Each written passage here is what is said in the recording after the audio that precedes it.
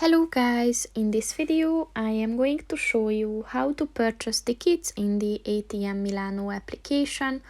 But first I just want to mention, don't forget to subscribe to my channel, because at 10,000 subscribers I am going to show you my whole YouTube revenue statistics and growth strategy, as well as how to make money online.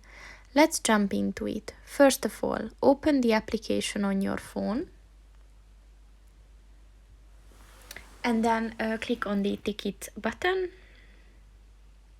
and as you can see at the bottom of the page there are two options. So you can purchase tickets using the application, or you can purchase tickets by SMS. So just click on the one that you want to use and just choose the one that you want, and then click on the continue, select the ticket quantity, click on the continue, and then just go to the checkout, where you can pay for it.